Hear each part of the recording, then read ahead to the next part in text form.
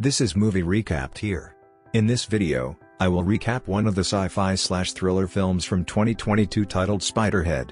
So without further ado, let's get started.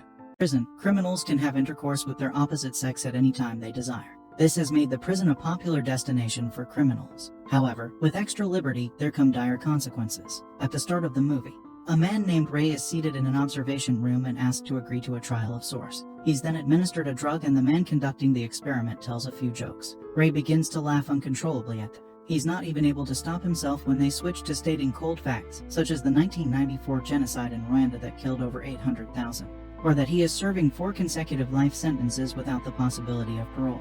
All this is taking place at the Spiderhead Penitentiary and Research Institute located on a secure island, and the program is overseen by the sympathetic and hospitable Steve Amnesty. Along with his assistant Mark, Spiderhead is a state-of-the-art penitentiary, experimenting with the effects of research chemical.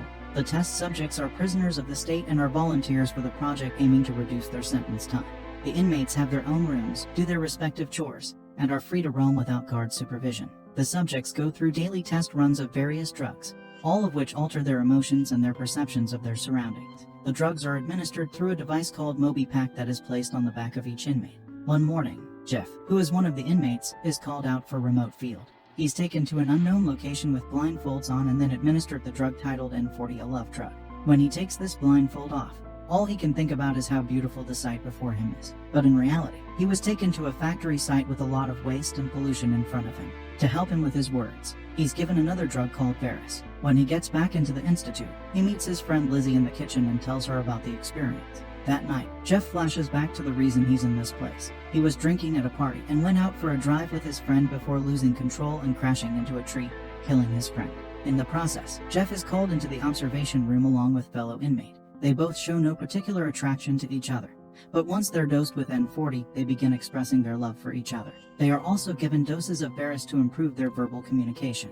Moments after the pair have intercourse, while Steve and Mark observe the interaction after their intimate scene, Jeff and Heather confess their love to each other. Hearing this, the observers celebrate in awe as their love drug is successful. But Steve wants N40 to not only induce love within a person momentarily, but to see if it can have lasting effects on them even after the dosage is removed.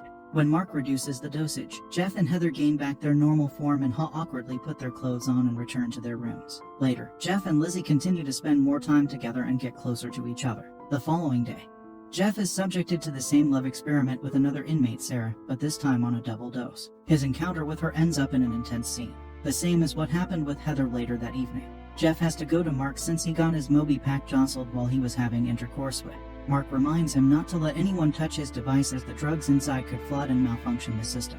Next, Jeff is then called in to observe, as Sarah and Heather are sat face to face where he is to make decisions. Steve asks him to choose which one of them to give Dark and Fox, a drug that induces intense fear and psychological pain. He declines to choose, claiming he feels nothing in particular for either one of them after the effects of the love drug had worn off.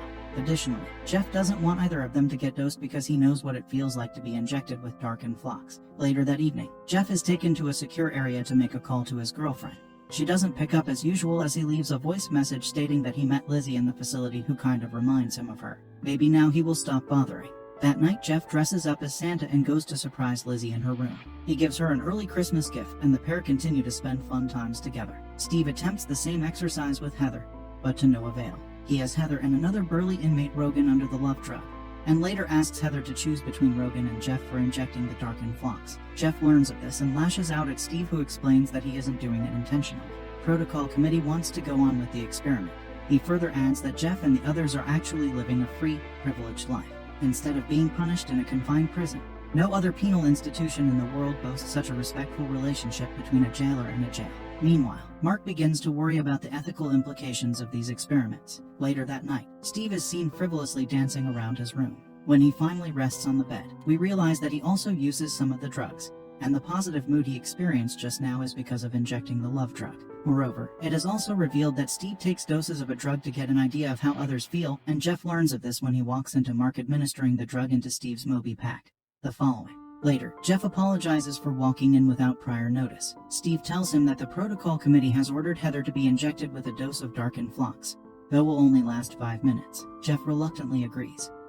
And as Heather has administered the drug, Steve records Jeff's reaction. However, something goes wrong. As Heather jolts around breaking her Moby pack and flooding herself with high doses as she lashes out, she breaks the furniture in the room and kills. This causes Mark to doubt their work in the facility.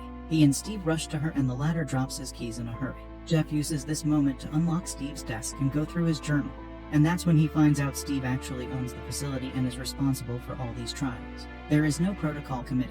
He also finds a bingo card used to name the different drugs and that the drug Mark was administering to his boss earlier is B6. By the time Steve comes back, Jeff manages to put everything back in his place. Later, Steve has a talk with Jeff about what happened. He confirms that Heather died, but that her sacrifice will not be in vain. He repeats his belief that these drugs will be the key to avoiding future accidents. He asks him if he wants something to help him with what he's going through. The two of them end up getting high together on a dose of Laadal, the drug that makes you laugh no matter what the situation. During their conversation, we get to know that Steve's father abandoned him as a child. The following day, Steve tries out a new drug. He names Foa on Lizzie. It makes her scared of anything that is in front. Later she sits with Jeff and tells him how bad her experience was earlier. They have one of their bonding moments, and Jeff confesses to her that he not only killed his friend in the car accident, but his girlfriend as well. When he was driving the car from the party, not only was his friend there, but also his girlfriend. He was charged with 2 counts of voluntary manslaughter. And it turns out that Jeff would often leave voice messages for his dead girlfriend as he missed her that much. Lizzie hugs him and they kiss. They then head to the kitchen for Jeff's. Then Steve shows up and notices Jeff's feelings for Lizzie.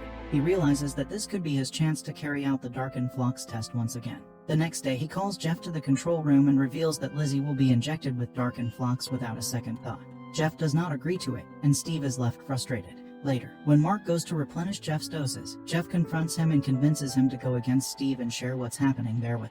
The following day, Steve tries the experiment one more time, but to convince Jeff, he makes Lizzie confess why she's actually in there. She had forgotten her baby inside a car during the summer for 3 hours and was charged with involuntary manslaughter. This still doesn't change how Jeff feels about her.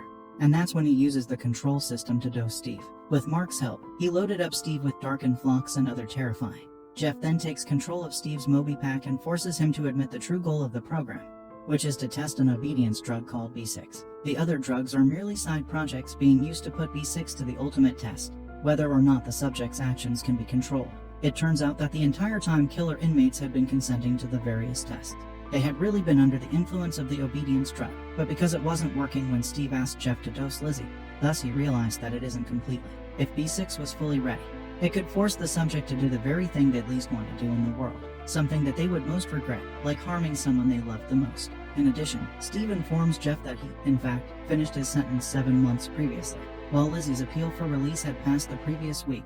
The two of them get into a fight and Jeff forces Steve to open the door of the main entrance to free Lizzie, and that he tries to order him to hand over the pocket knife. Steve resists and instead takes his phone and enables all 4 vials of Darkened Flux in Lizzie's mom, causing her to behave hysterically and attempt suicide. Thankfully, Jeff is able to disarm Steve, damaging his Moby pack in the process. He then rushes to save. Lizzie successfully removes the bottles of Darkened Flux from a Moby pack and tells her he loves her. Then they try to escape the facility. Unfortunately, Steve gets up and makes an announcement on the intercom ordering the other inmates to stop Jeff and Lizzie, and they follow it because of the drug. However, Steve's dosage is messed up in the process and he can barely keep it together.